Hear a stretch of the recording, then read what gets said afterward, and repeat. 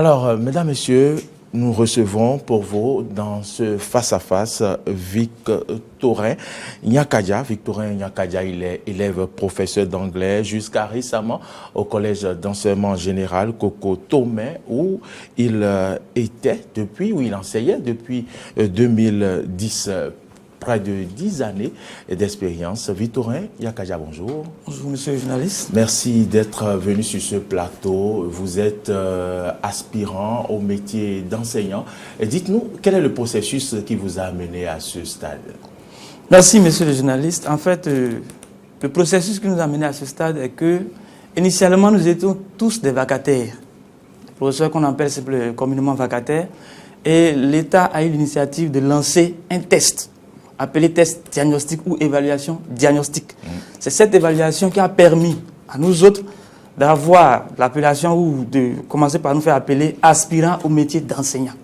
C'est-à-dire quoi? Après ce texte, ceux qui sont réussis, déclarés réussis, ont été, entre griffes, considérés comme les éléments de la base de données. Ce qu'on appelle, je dis, base de données. Donc nous étions initialement uniquement des vacataires, simplement des vacataires. Voilà ce qui nous a conduit à cette appellation de aspirant. Aspirant au métier d'enseignant. Alors donc, c'est pour dire que pour pallier quelque peu aux problèmes de chômage, le gouvernement a donc cherché cette formule pour recruter quelques milliers d'enseignants au métier, d'aspirants au métier d'enseignant. Donc vous faites partie, Victorin Nyakadia, c'est bien cela. Hein? Alors dites-nous, quelles sont vos impressions sur par rapport à cette initiative du gouvernement? Par rapport à cette initiative du gouvernement, il faut dire, fondamentalement, l'initiative est très bonne. Parce que, étant dans ce métier, après des années, on a constaté qu'il y a des failles. Il y a beaucoup de choses à corriger. Donc, l'initiative étant arrivée, nous étions tous heureux, très contents, parce que pour nous, c'était un moyen pour purifier le secteur. Donc, vous faisiez partie de ceux qui n'ont pas boycotté Du tout pas. Okay. Nous n'avons pas boycotté, nous avons composé. C'est pourquoi, à la suite des résultats, on s'est retrouvé dans la base de données. Ceux qui ont boycotté n'ont pas été pris en compte. Et quelles étaient vos attentes au départ? En réalité, nos attentes étaient celles-ci. C'est que pour nous, après cette composition, nous serons fixés. Nous aurons une situation plus stable. Et ce que nous vivons comme difficulté dans ce secteur-là serait allégé par le gouvernement. C'est-à-dire quoi? Au lieu de courir de 2, 3, 4 établissements, on se disait que si nous étions fixés quelque part, cela va nous faciliter la tâche. Et on serait plus en forme pour avoir des rendements meilleurs. Voulez-vous dire que vous n'êtes pas fixé? Non. Qu'est-ce qui se passe? En fait, ce qui se passe, c'est que la base de données aujourd'hui a créé des problèmes. Lesquels? Très bien. Les problèmes que la base de données est en train de créer actuellement, je peux dire, il y a eu 3 différentes évaluations. En janvier, il y a une première évaluation qui n'avait pas été bien clarifiée. Cette évaluation avait voulu prendre en compte et les ACE, et les APE, et les vacataires que nous sommes, et ceux-mêmes qui voulaient rentrer fraîchement dans le domaine. Et donc, le message n'étant pas bien clair pour nous, les aînés dans le domaine nous ont dit, c'est pas clair. Si vous allez composer comme ceci, on ne sait pas ce qu'on fera de vous demain. Il faudrait que ce soit clair et précis. Et donc, il faut reconnaître que majoritairement, en janvier, beaucoup avaient boycotté cette évaluation. Et donc, les résultats n'ont pas suivi tout de suite. Ils ont dû lancer une seconde évaluation. La seconde évaluation a été lancée en mai, passé le 11 mai. Et à cette évaluation, c'était clair. On a demandé uniquement aux vacataires d'aller composer. Donc nous avons été composés massivement. Vous comprenez? Et à la suite de cette évaluation, les résultats également étaient là. On n'en a pas fait. Car on n'a pas touché les résultats, ils ont lancé encore une 3e évaluation. Ce qui s'est déroulé le 14 août passé. Donc il y a eu 3 évaluations. Très bien. Et il semble que les résultats maintenant à la suite de cette évaluation ont dépassé les attentes. Monsieur le journaliste. Oui. Les résultats ont dépassé les attentes. Alors qu'ils avaient attentes prévu, de qui? J'allais dire du gouvernement. Le gouvernement a annoncé que près de 90%, vous êtes près de 90% à signer vos contrats. Et pourquoi vous dites que les attentes ont dépassé? Permettez que je dise 90%, vraiment, je ne sais pas où les chiffres ou les statistiques ont été montrées, mais je sais une chose. Je vous dis, dans l'Atlantique, par exemple, ceux qui majoritairement ont été laissés, c'est ceux qui ont... Il y a des gens qui ont été laissés. Bien sûr. Qui sont ceux-là? Il y a nous autres. Quand je dis nous avons été laissés, c'est ceux qui ont la maîtrise, le BAPES, le CAPES, majoritairement. Vous avez été laissés au profit de quoi? Justement. C'est ce que nous voudrions comprendre. C'est ce que nous voudrions comprendre. Alors dites-nous, actuellement, Est-ce que vous avez des collègues qui sont classés dans des établissements et vous êtes laissé à votre sort? Il faut dire la vérité. Il y a des collègues qui sont classés dans des établissements. Il faut le dire. Et il y a également une grande vague qui est laissée pour contre. Et donc, ce qui s'est dit, selon les quelques investigations qu'on a eues, il semblerait que ceux qui ont été classés sont les plus méritants. Voici un terme ou une expression que les gens ont employé qui vraiment ne nous a pas plu. Parce que quand on parle de méritants pour nous, qui sont les gens disons les aspirants qui ont été classés, déployés sur le terrain, sont ceux qui sont considérés comme les plus méritants. Pour nous, ce n'est pas juste. Ce n'est pas juste parce qu'il y a eu 3 évaluations, monsieur le journaliste, comme je vous ai dit. Et quand on fait 3 différentes évaluations, on ne peut pas mettre les 3 ensemble avec différents thèmes de composition et dire que non, ceux-ci sont les plus méritants. Et qui vous a dit qu'ils ont mis les 3 résultats ensemble? Non, ce qui a été dit, avant qu'on ait composé, il avait été dit que si vous composez à la suite des résultats, ceux qui seront admis, on n'a pas donné de marge, on n'a pas donné de carnaval en tant que tel. L'objectif était d'être admis. Un seuil à atteindre, si vous atteignez le seuil, vous êtes dans la base de données. Et une fois dans la base de données, on vous redéploie, ou du moins on vous déploie sur le territoire national. Donc, vous pouvez partir n'importe où, sur toute l'étendue du territoire. Il n'y a pas de problème. Mais lorsque les résultats sont sortis en janvier, monsieur le journaliste, les résultats qui étaient là, on n'a pas touché. Parce que quand on a commencé par faire les déploiements, on s'était dit qu'ils vont commencer dans l'ordre. Ça veut dire quoi? Ceux qui étaient admis en janvier, ensuite en mai et en août. Vous comprenez un peu ce que je dis? Je vous suis. Mais quand cela a été fait, on a constaté que c'est majoritairement ceux qui sont admis en août, c'est par là qu'ils ont commencé. C'est-à-dire par la dernière évaluation. Oui. Jusque-là, quel est le problème qui se pose? Quel est le problème auquel vous êtes confrontés? Le problème auquel nous sommes confrontés, c'est que on voudrait savoir quelle est la suite. Parce que là maintenant, nous tentons... Vous n'avez pas signé votre contrat? Non. D'accord. Donc, il reste des personnes qui n'ont pas signé leur contrat. Beaucoup, il y a beaucoup. On n'a pas signé, on n'a pas plus de service, il n'y a pas de contrat, on n'a rien eu. Est-ce que vous vous êtes rapproché d'une autorité qui gère ce dossier? Nous avons tenté de les rencontrer. Ils nous ont dit d'écrire, d'aller au secrétariat du ministère et écrire, tenter de rencontrer le ministre si possible pour comprendre ce qu'il en est. Mais je vous assure que depuis que cette affaire a commencé, il est difficile de voir les autorités. On ne peut pas les rencontrer parce que les autorités nous disent qu'on n'a pas le temps. C'est-à-dire quoi? On coupe cette affaire parce que la rentrée a commencé depuis un bon moment et il y a certains établissements qui ne sont pas encore fournis.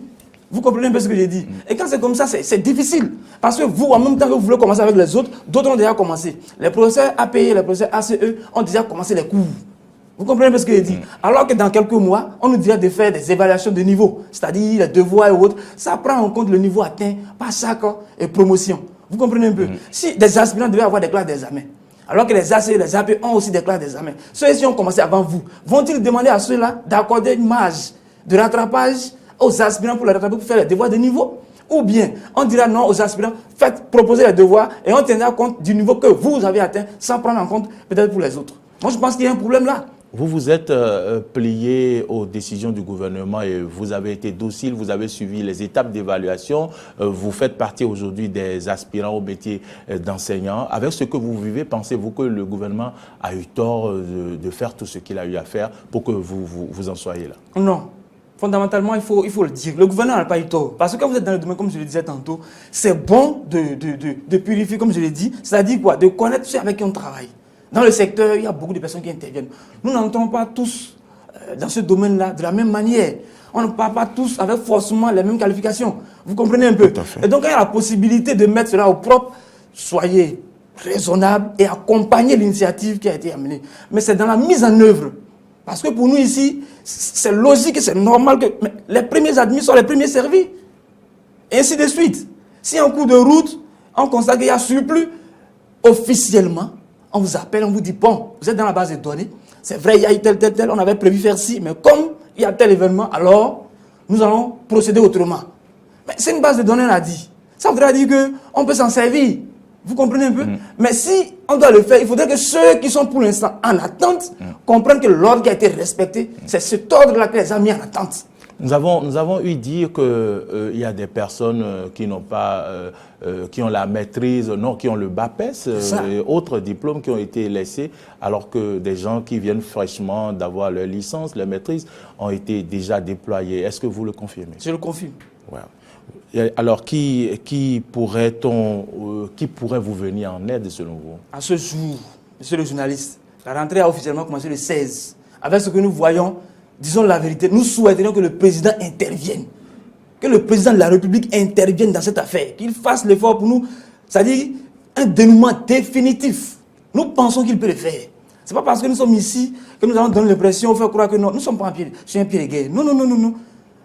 Du tout pas. Mais nous pensons que là où ça va, il faudrait que le président, malgré tout ce qu'il a comme charge, comme occupation, nous lui demandons d'intervenir par rapport à cette situation. Il est le seul actuellement, là, actuellement où je vous parle, à nous orienter de façon définitive.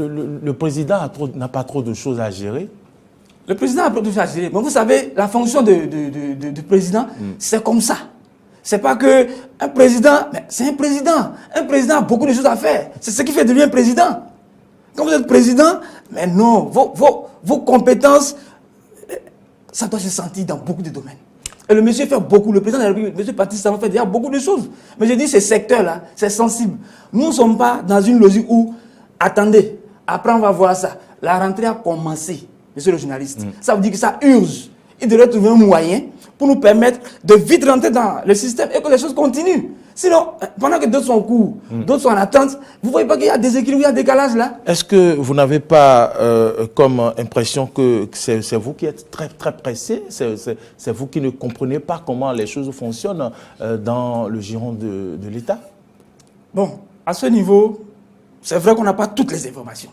Je le dis pourquoi? Parce que je ne peux pas dire là maintenant que nous avons eu toutes les informations qu'il faut par rapport à cette situation. Mais une chose est claire. Mais vous vous inquiétez en fait. Justement, et vous constatez avec moi que les jours évoluent.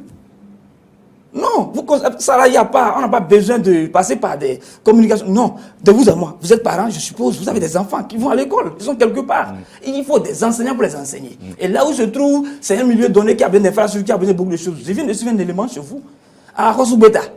Vous avez montré un établissement. Vous avez vu ce qui se passe là. Donc, c'est dire que, pour moi, sincèrement, il faudrait qu'on comprenne que là, on n'a pas besoin de passer par des coulisses. On doit faire vite, ça urge, parce que le délai, les jours évoluent. Et c'est compté. L'année scolaire prend en compte une période donnée. Et il n'y aura pas de prolongation. Un petit message à l'endroit du ministre de l'enseignement supérieur ou des ministres? À l'endroit de notre ministre, officiellement, j'allais dire, c'est notre responsable de tutelle, c'est le ministre de tutelle. Donc nous voudrions lui demander, si tant est qu'il fait ce qu'il peut avec les services, la direction et autres, nous lui demandons de faire davantage. Parce que jusque-là, nous ne sommes pas satisfaits. Pas parce que forcément on n'a pas été pris, mais nous pensons que la manière dont le dossier est en train d'être piloté, pour nous, vraiment, ferait mieux d'être revu un peu. Mesdames, Messieurs, voilà, nous sommes déjà au terme de ce face-à-face. Vous avez compris un peu les inquiétudes des aspirants au métier d'enseignant. Si vous nous avez suivis et que les cadres de différents ministères nous ont suivis et qu'ils pourront apaiser un peu, apporter un peu de solutions aux inquiétudes de ces aspirants au métier d'enseignant, merci de le faire. Nous avons reçu pour vous Victorin Nyakaja, il est élève professeur et d'anglais. Il est venu donc parler des inquiétudes des aspirants au métier d'enseignant. Merci de nous avoir suivis. Je laisse Natacha Kofi s'installer.